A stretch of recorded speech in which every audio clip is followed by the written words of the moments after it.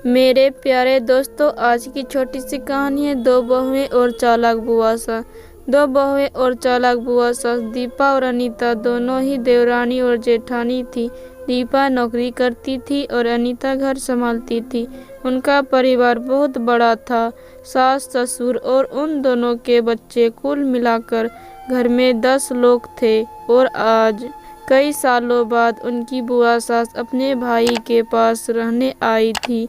सुबह उठते ही बुआ जी ने देखा दीपा जल्दी जल्दी अपने काम निपटा रही थी।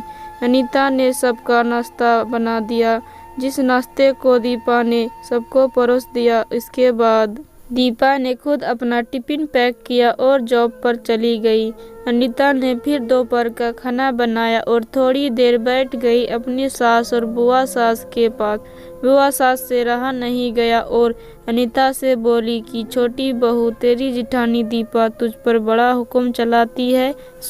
सुबह से देख रही हूँ रसोई घर में तू ही लगी हुई है और वह महारानी दिखावा करने के लिए सबको नाश्ता परोस रही थी, जैसे उसी ने बनाया हो।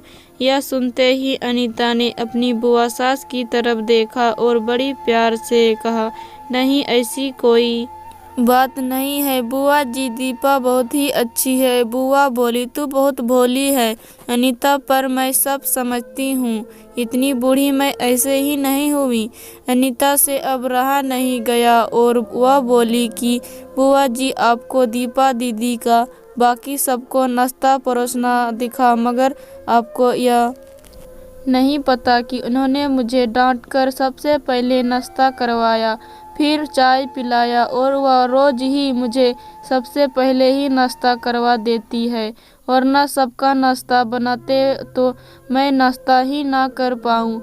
वह मेरा कितना ख्याल रखती है दीदी। सुबह जल्दी उठकर मंदिर की सफाई करके फूल सजा कर रखती है और वह मुझे खुद से 1 घंटा लेट उठने को कहती है, क्योंकि मुझे उठते ही नहाकर सीधा रसोई में ही जाना पड़ता है।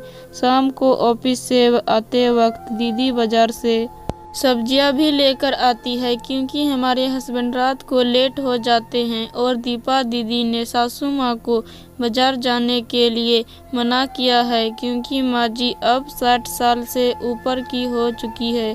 कहीं बाजार जाते समय उन्हें तकलीफ ना हो जाए। वैसे भी उन्हें घुटनों की परेशानी है और जब माँ जी को घूमने का मन होता है तो दीपा दीदी छुट्टी करके खुद उनको घुमाने लेकर जाती है।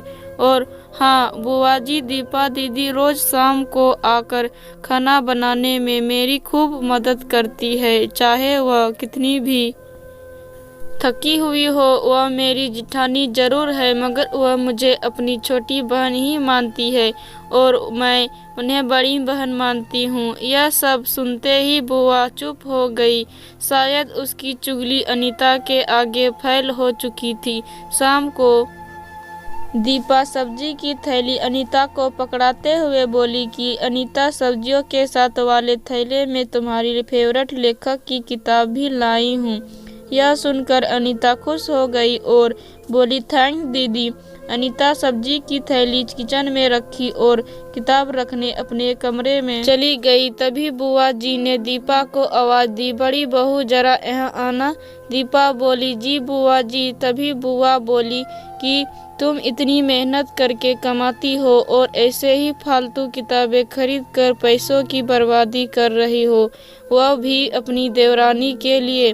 वह तो ऐसे भी घर में करती ही क्या है, तुम दिन भर मेहनत करती हो और वह घर पर आराम करती है। इस बात पर दीपा मुस्कुराया और बोली, क्या बुआ जी, आराम? और अनीता, उसे तो कह कह कर आराम करवाना पड़ता है। सुबह से बेचारी लगी ही रहती है किचन में। सबकी अलग अलग पसंद, मेरे और उसके मिलाकर 4 बच्चों का टिफिन सब वही करती है। फिर भी उसके चेहरे पर हमेशा एक सुंदर सी मुस्कान ही रहती है। सुबह की चाय पीने का भी समय नहीं रहता उसे। और जब दोपहर बच्चे आते हैं, फिर उनका खाना, उनकी पढ़ाई सब वही देखती है। वह है, इसीलिए मुझे बच्चों की चिंता भी नहीं रहती और मैं अपना पूरा ध्यान ऑफिस में लगा पाती हूँ। कुछ दिनों पहले ही प्रमोशन मिला है, मम्मी पापा की दवाई कब खत्म हुई और कब लाना है, यह सब वही ध्यान रखती है। घर पर भी कभी कौन सा रिश्तेदार आता है, उनकी सेवा भी वही करती है। और बुआ जी, घर पर रहकर घर और बच्चा संभालना कोई छोटी बात नहीं। मेहमानों को भी आओ भगत अनीता बिना किसी शिकायत के करती है। उसे तो बस पढ़ने का ही शौक है। फिर क्या मैं अपनी छोटी बहन की छोटी सी इच्छा भी पूरी नहीं करूंगी? अगर उसकी इच्छा मैं पूरी नहीं करूंगी तो कौन करेगा? अब तो बुआ की पूरी तरह से ही बोलती बंद हो चुकी थी। फिर दीपा भी अपने कमरे में चली गई। यह सारी बातें दीपा की सास पीछे खड़ी हुई सुन रही थी। वह बुआ के पास आकर बोली कि जीजी, यह दोनों देवरानी जिठानी जरूर है, मगर इनका प्रेम दो सगी बहनों से भी ज्यादा बढ़कर है। यह दोनों ही एक दूसरे का अधूरापन पूरा करती है। मेरे घर की मजबूती नींव है यह दोनों।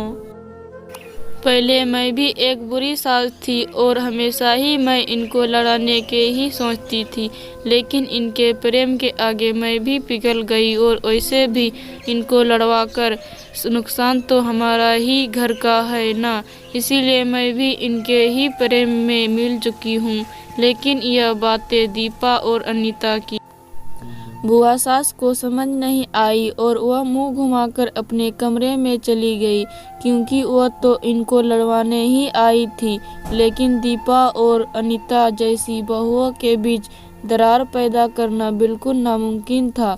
और दोस्तों, अगर दीपा अनीता जैसी बहू बेटी हर घर में हो तो उनके प्यारे घर को बड़ी सी बड़ी ताकत भी नर्क नहीं बना सकती। वाकई में ऐसी बहुएं हर घर में हो तो हर एक घर स्वर्ग बन सकता है। आप इस कहानी के बारे में क्या कहेंगे दोस्तों? तो दोस्तों, कैसी लगी यह कहानी कमेंट में ज़रूर बताएं और ऐसी ही कहानी रोज़ाना सुनने के लिए सब्सक्राइब करें। हम आपसे मिलते हैं एक नई वीडियो के साथ।